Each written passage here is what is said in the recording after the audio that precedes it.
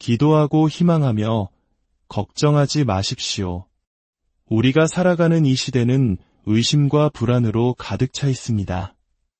눈에 보이지 않는 것은 믿기 어렵고 과학으로 증명되지 않는 이야기는 전설처럼 여겨지곤 합니다. 하지만 바로 20세기에 그리스도가 십자가 위에서 겪었던 고통의 흔적인 오상을 자신의 몸에 지닌 채 50년이라는 긴 세월을 살아간 한 사제가 있었습니다. 그의 이름은 바로 파드레 비오. 오늘 우리는 이탈리아의 작은 마을에서 태어나 전 세계 가톨릭 신자들의 영적 아버지가 된 한 위대한 신비가의 삶 속으로 깊이 들어가 보려 합니다. 그의 이야기는 단순한 종교적 기적을 넘어 고통 속에서도 희망을 잃지 않고 절망의 순간에 신의 사랑을 증거한 한 인간의 위대한 여정입니다. 본격적인 이야기에 앞서 잠시 시간을 내어 좋아요와 구독을 눌러주신다면 이 은총의 이야기를 더 많은 이들과 나누는데 큰 힘이 될 것입니다. 이 영상을 통해 여러분의 마음에 깊은 울림과 평화가 깃들기를 진심으로 기도합니다. 1987년 5월 23일 교황 요한 바오로 2세는 이탈리아 남부의 한 작은 마을 산 조반니 로톤도를 찾았습니다. 그의 발걸음이 향한 곳은 바로 파드레 비오 신부의 무덤 앞이었습니다. 한때는 로마의 평범한 사제로서 또 크라쿠프의 추기경으로서 이곳을 찾았던 그는 이제 그리스도의 지상 대리인이 되어 20세기의 가장 위대한 신비가라 불리는 한 남자에게 경의를 표하기 위해 다시 찾아온 것입니다. 교황이 이토록 깊은 존경심을 보인 이 인물은 아시시의 성 프란치스코와 같은 국적과 이름, 그리고 같은 믿음을 공유했습니다. 그리고 아마도 그는 이제 하늘에서 성 프란치스코와 함께 더 큰 영광을 나누고 있을 것입니다. 이곳에 묻힌 사람 프란치스코 포르지오네, 세상에는 파드레 비오로 알려진 이 사제는 마땅히 성인들의 반열에 오를 자격이 있었기 때문입니다. 파드레 비오와 아시시의 성 프란치스코를 잇는 가장 경이로운 신비적 현상은 바로 오상입니다.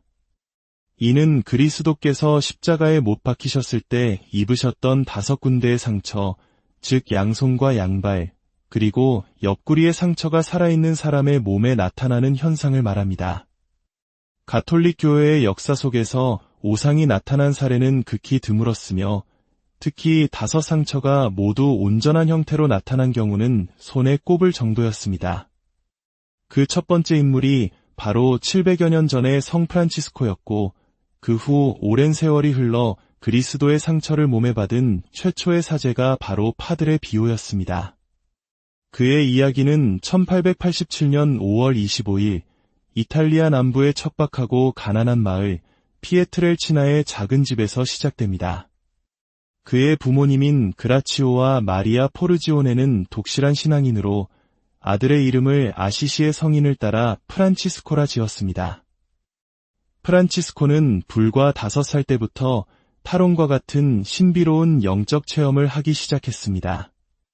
동시에 악마의 유혹과 공격도 받았습니다.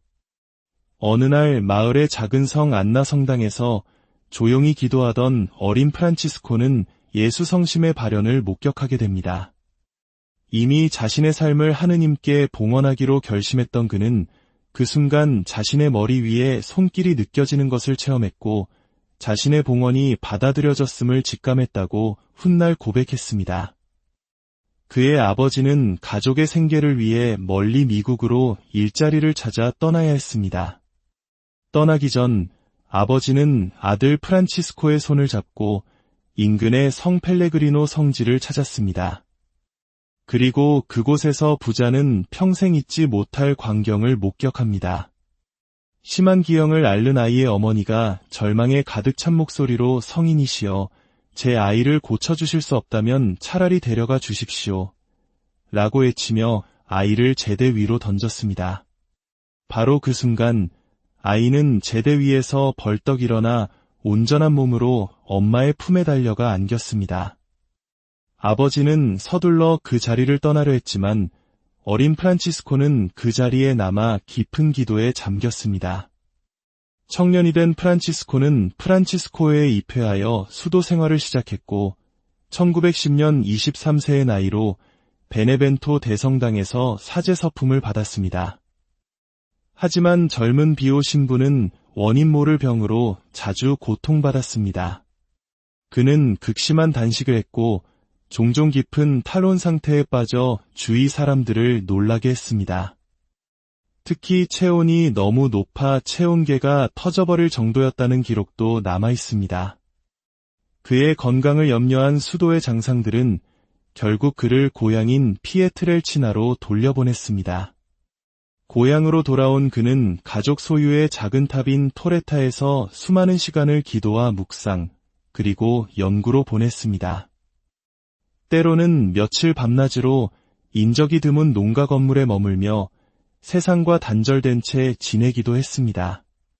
어쩌면 이 길고 외로운 시간은 앞으로 다가올 비범한 세월을 위한 하느님의 특별한 준비 기간이었을지도 모릅니다. 1910년 9월, 그는 이미 양손에 설명할 수 없는 고통을 느끼기 시작했습니다. 1년 후, 그는 자신의 영적 지도 신부에게 이런 편지를 썼습니다.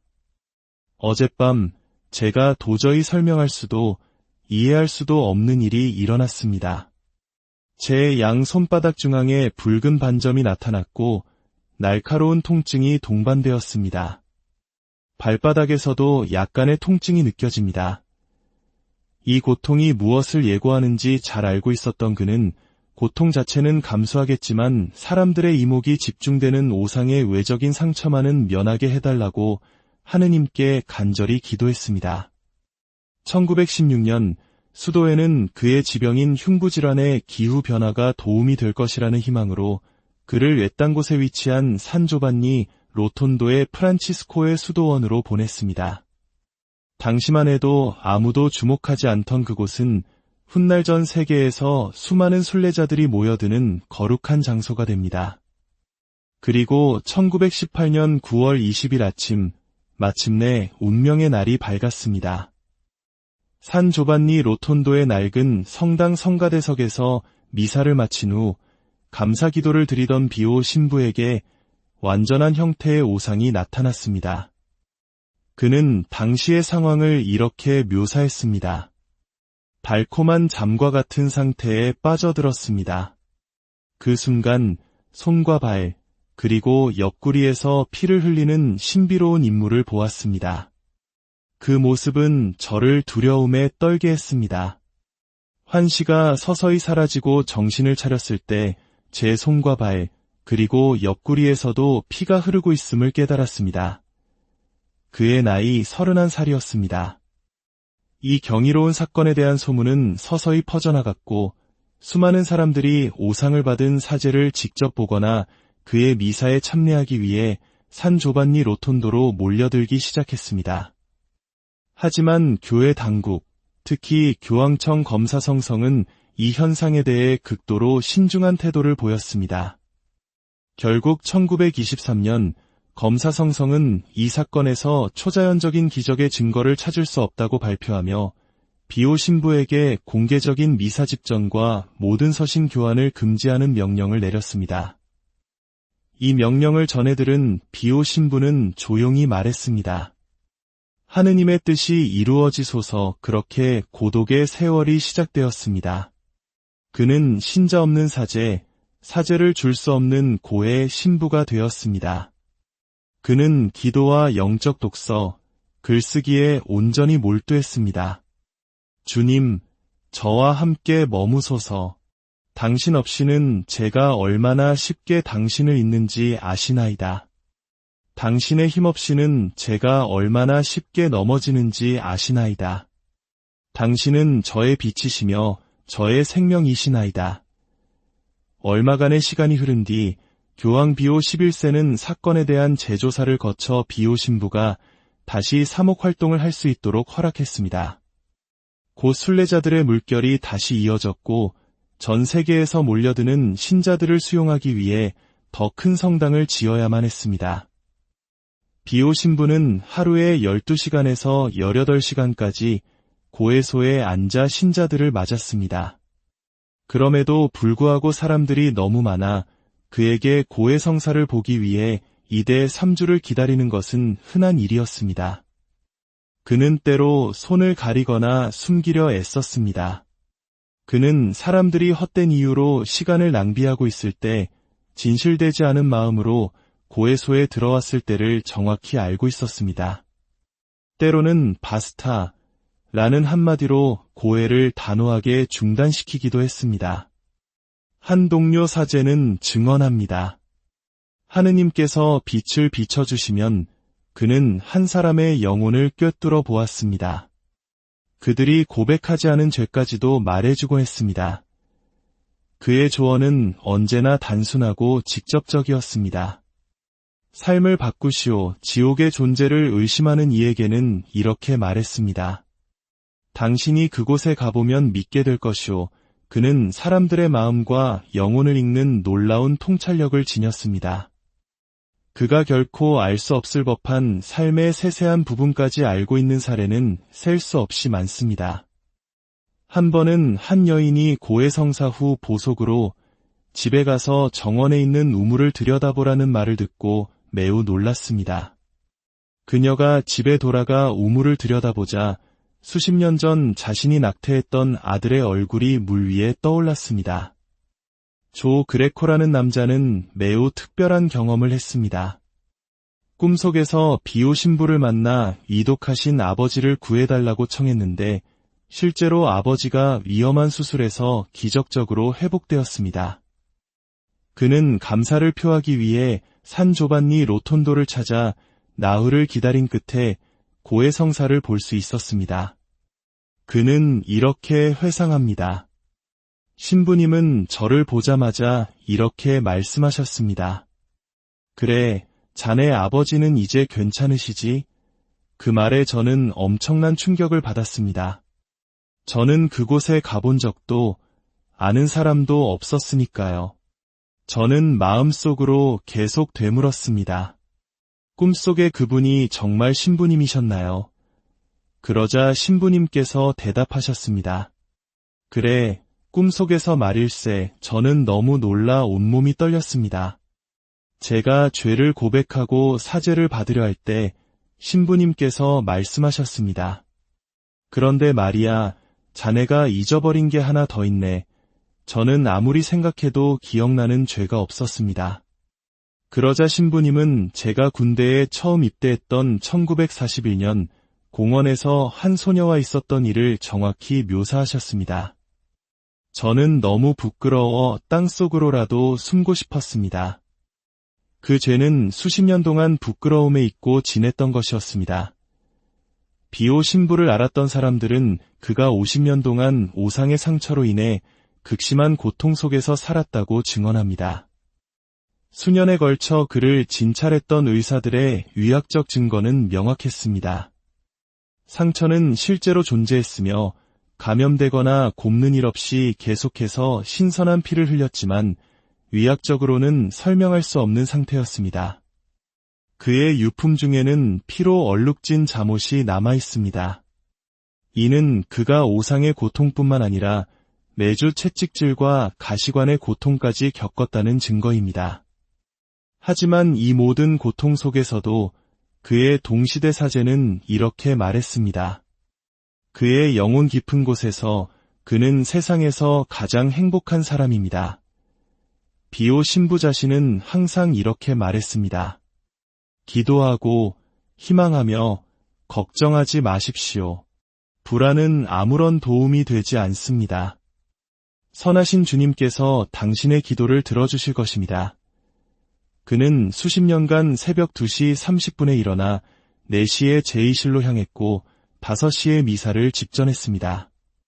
교황청의 제재 기간 동안 사람들이 많이 모이는 것을 막기 위해 이른 시간에 미사를 하라는 명령이 있었지만 신자들은 궂은 날씨에도 1시간 이상 밖에서 기다리며 성당 문이 열리기를 기다렸습니다.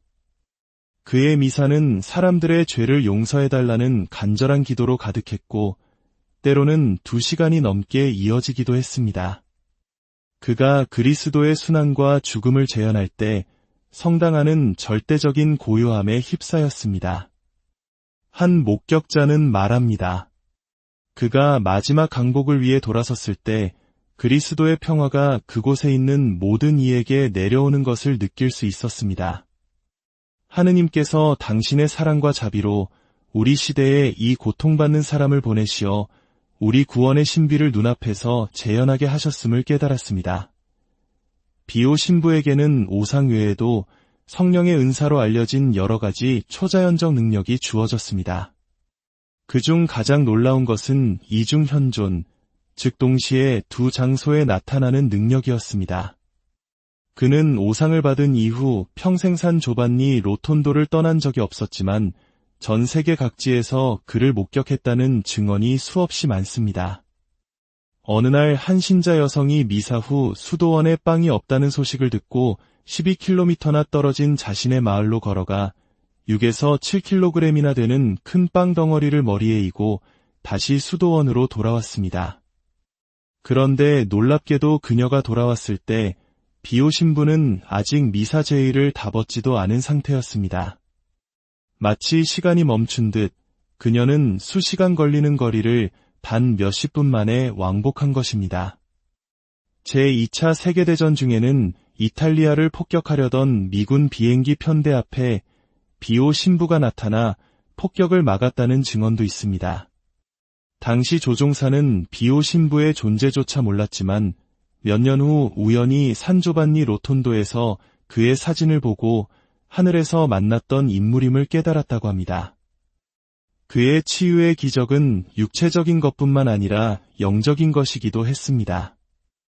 한 여성은 독일에 사는 오빠가 암으로 이독하다는 소식을 들었습니다. 더 걱정스러운 것은 오빠가 오랫동안 신앙을 버리고 살아왔다는 점이었습니다. 그녀는 비오 신부에 대한 자료와 향기나는 묵주를 오빠에게 보냈습니다.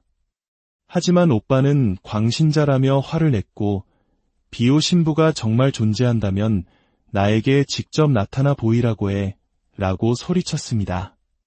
그녀는 오빠가 원한다면 언젠가 신부님께서 그렇게 해주실 거예요 라고 답했습니다. 그리고 얼마 후 그녀의 오빠는 임종 직전 기적적으로 사제를 만나 병자성사를 받고 평화롭게 눈을 감았습니다. 비오 신부는 임종을 앞두고 자신의 영적 자녀들에게 이렇게 약속했습니다. 내가 죽으면 슬퍼하지 마라. 나는 하늘에서 지상에 있을 때보다 훨씬 더 많은 일을 할 수 있을 것이다. 나의 모든 영적 자녀들이 천국에 들어갈 때까지 나는 결코 쉬지 않을 것이다. 그는 평생 동안 악마와의 치열한 영적 전투를 벌였습니다. 때로는 밤새도록 그의 방에서 격렬한 싸움 소리가 들려왔고 아침이 되면 온몸이 멍들고 피를 흘린 채 발견되기도 했습니다. 그는 이러한 고통을 영혼들의 구원을 위한 보석으로 기쁘게 봉헌했습니다. 하지만 그는 고통에 짓눌린 어두운 사람이 아니었습니다. 오히려 유머 감각이 넘치는 쾌활한 사람이었습니다. 아이들과 어울려 농담을 하고 이야기를 들려주는 것을 즐겼습니다. 그는 기차를 처음 타보는 한 농부에 대한 우스꽝스러운 이야기를 들려주며 사람들을 웃게 만들곤 했습니다. 그의 힘의 원천은 성모 마리아에 대한 깊은 신심이었습니다. 1959년 파티마의 성모상이 이탈리아를 순회하던 중 산 조반니 로톤도를 방문하게 되었습니다. 공교롭게도 비오 신부는 당시 심한 늑막염으로 미사조차 드리지 못하고 있었습니다. 성모상이 헬리콥터에 실려 떠나갈 때 그는 창가로 다가가 슬픈 목소리로 말했습니다. 아름다운 저의 성모님, 제가 아플 때 찾아오셨다가 제가 여전히 아픈데 저를 두고 떠나시는군요. 바로 그 순간 그의 온몸에 강한 전율이 흘렀고 지긋지긋하던 병이 그 자리에서 깨끗이 나았습니다. 그는 즉시 미사와 고해 성사를 다시 집전하기 시작했습니다. 그의 손에는 늘 묵주가 들려 있었습니다. 묵주는 악에 맞서는 무기입니다. 그는 마지막 숨을 거두기 전날에도 성모님을 사랑하고 다른 이들도 그분을 사랑하게 하십시오. 항상 묵주 기도를 바치십시오라고 당부했습니다. 그의 지상에서의 마지막 말은 마리아였습니다. 1968년 9월 20일 비오 신부가 오상을 받은 지 50주년이 되는 날 10만 명의 순례자들이 산 조반니 로톤도에 모였습니다. 노쇠한 몸에도 불구하고 비오 신부는 그의 마지막 미사를 집전했습니다. 그는 숨쉬기조차 힘들어 보였습니다. 저녁이 되자 그는 창가로 다가가 순례자들을 향해 하얀 손수건을 흔들며 마지막 인사를 건넸습니다. 그리고 그 창문은 영원히 닫혔습니다. 그는 1968년 9월 23일 새벽 2시 30분 마지막 숨을 거두는 순간까지 예수, 마리아를 반복하며 조용히 고개를 떨구었습니다.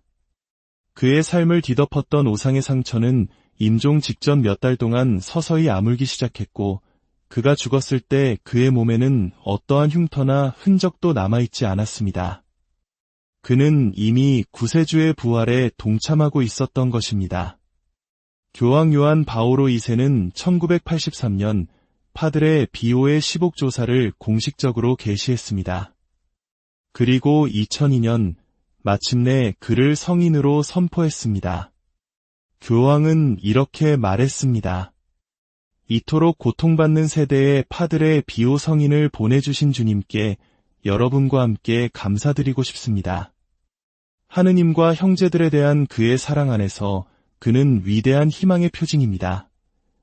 한때 그가 젊은 시절 고향 들판을 거닐며 언젠가 이곳이 분향초의 향기와 수도자들의 성가로 가득 찰 것이라고 예언했던 그 자리에 지금은 신학교가 세워져 있습니다. 그의 말대로 그는 하늘에서 지상에 있을 때보다 훨씬 더 많은 일을 하고 있습니다. 그가 세운 고통을 더는 집 병원은 오늘날에도 수많은 이들의 육체적 고통을 덜어주고 있으며 전 세계에 퍼진 그의 기도 단체들은 영적인 위로와 희망을 전하고 있습니다. 파드레 비오 성인의 삶은 우리에게 묻습니다. 당신은 무엇을 믿고 무엇을 위해 희생하며 어디에서 희망을 찾고 있는가? 그의 삶은 고통이 끝이 아니며 믿음 안에서 모든 시련은 구원을 위한 도구가 될 수 있음을 보여줍니다. 기도하고 희망하며 걱정하지 마십시오. 파드레 비오 성인의 이 메시지가 불안과 의심의 시대를 살아가는 우리 모두의 마음에 깊은 평화와